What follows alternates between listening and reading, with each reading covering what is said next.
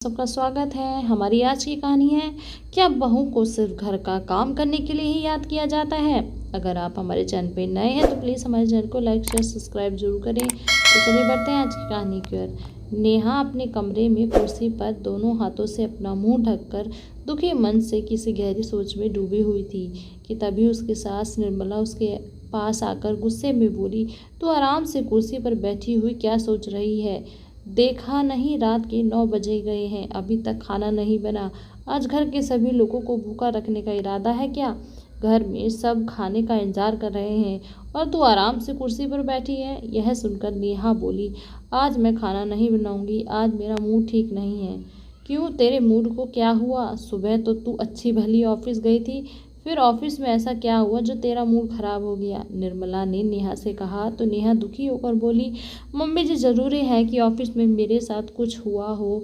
मेरी तबीयत भी तो ख़राब हो सकती है। आज ऑफिस से वापस घर आते हुए मेरे सिर में अचानक बहुत तेज़ दर्द हो गया था।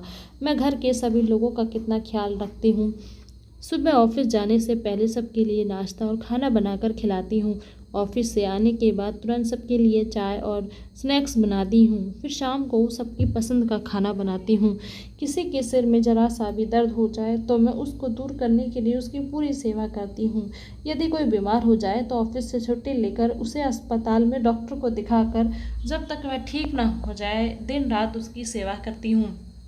परंतु इतना सब कुछ करने के बाद किसी को मेरी बिल्कुल भी परवाह नहीं है। आज ऑफिस से आने के बाद मेरा सिर दर्द से फटा जा रहा था। तब मेरा मन था कि कोई मुझसे एक कप चाय की तो पूछ ले, परंतु चाय की बात पूछनी तो दूर, किसी ने मेरा हाल चाल भी नहीं पूछा। दीदी कॉलेज से आकर अपने कमरे में सो गई। आपके बेटे ऑफिस से आकर आराम से ड्राइंग रूम में आपके और पापा के साथ टीवी देख रहे हैं। आपने यह तो कह दिया कि घर के सब लोग खाने का इंतजार कर रहे हैं, परंतु आपने या घर के किसी सदस्य ने खाने के लिए देर होने पर मुझसे एक बार भी नहीं पूछा कि आज तो उदास क्यों है, तुम्हारी तबीयत कैसी है? क्या घर की बहू को सिर्फ काम करने के लिए ही याद किया जाता है? भूख लगी तो याद कर लिया, नहीं तो ऑफिस से आने के बाद मुझसे किसी ने एक बार भी नहीं पूछा कि तुम कमरे में अकेले सिर पर हाथ रखकर क्यों बैठी हो। जब कोई मेरी परवाह नहीं करता फिर मैं किसी के खाने की परवाह क्यों करूं? नेहा की बात सुनकर उसके ससुर और पति निखिल भी कमरे में आ गए।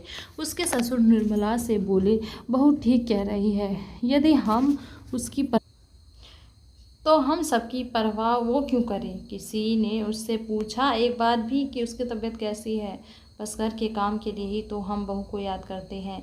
वैसे भी बहू के आने के बाद तुमने काम को हाथ लगाना बिल्कुल बंद कर दिया। यह भी नहीं सोचा कि बहू अकेले इतना काम करके थक जाती होगी।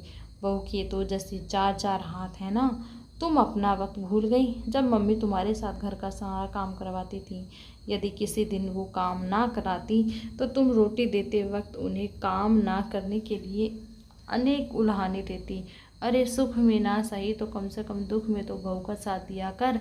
फिर उन्होंने निखिल को डांटते हुए कहा, तो कैसा पति है जो अपनी पत्नी की बिल्कुल भी परवाह नहीं करता? तुझे भी तो अपनी पत्नी का ध्यान रखना चाहिए। पापा की बातें सुनकर निखिल अपराधी की तरह अपनी गर्दन नीचे झुकाकर नेहा से बोला, सॉरी, मैं आगे से तुम्हारा पूरा ध्यान रखूंगा। पति की बात सुनकर निर्मला भी शर्मिंदा हो गई थी। वह नेहा से बोली, मैं अभी निखिल से कहकर तेरे लिए सिरदर्द की गोली मंगवाती हूँ और साथ में तेरे लिए चाय बनाकर लाती हूँ। गोली लेकर तू आराम करना, खाना मैं बना दूंगी। सास की बातें सुनकर नेहा के चेहरे पर मुस्कान आ गई थी।